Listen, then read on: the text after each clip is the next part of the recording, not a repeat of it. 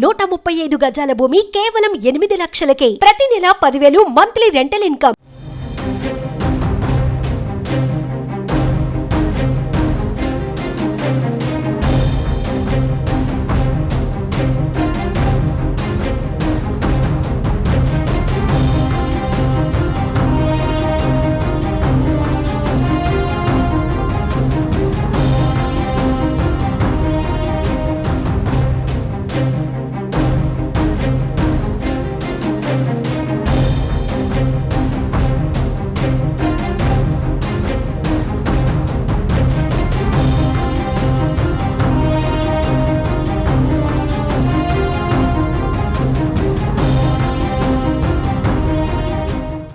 మద్యం కేసులో ఢిల్లీ మాజీ డిప్యూటీ సీఎం మనీష్ సిసోడియాకు బెయిల్ రావడంతో మిగిలిన వారికి కూడా బెయిల్ కోసం తీవ్ర ప్రయత్నాలు చేస్తున్నారు.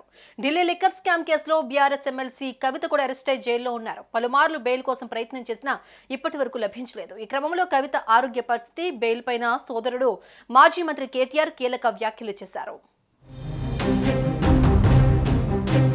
తీహార్ జైలులో ఉన్న కవితతో ఇటీవల ములాఖత్ అయ్యారు కేటీఆర్. అనంతరం ఆయన మీడియాతో చిట్చాట్ చేస్తూ కవితకు వచ్చే వారం బెయిల్ వచ్చే అవకాశం ఉందన్నారు. కవిత జైల్లో చాలా ఇబ్బందులు పడుతుందన్న కేటీఆర్ ఇప్పటికీ 11 కిలోల బరువు తగ్గిందన్నారు. లిక్కర్ కేసులో అరెస్ట్ అయిన కవిత బీపీతో బాధపడుతుందని, రోజుకు 2 బీపీ టాబ్లెట్లు వేసుకోవాల్సిన పరిస్థితి వచ్చిందన్నారు. 11,000 మంది ఖైదీల సామర్థ్యం ఉన్న జైలులో 30,000 మంది ఖైదీలున్నారు. జైలు పరిశుభ్రంగా లేదని చెప్పారు. ఇక జైలుకు వెళ్లొచ్చిన వాళ్లు భవిష్యత్తులో పెద్ద లీడర్లు అయ్యే అవకాశం ఉన్నట్లు ప్రచారం సాగుతోందన్నారు.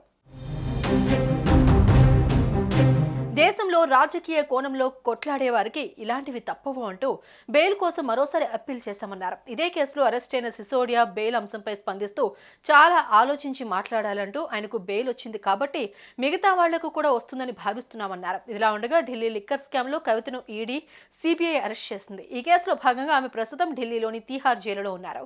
ఇక లిక్కర్ స్కామ్ కేసులో కవితకు ఇప్పటికే కోర్టు బెయిల్ ను నిరాకరించింది. ప్రస్తుతం కవిత జ్యుడిషియల్ కస్టడీలో కొనసాగుతూ ఉన్నారు. సుమన్ టీవీలో మీ పర్సనల్ అండ్ బిజినెస్ ప్రమోషన్స్ కోసం కింది నెంబర్కి కాంటాక్ట్ చేయండి.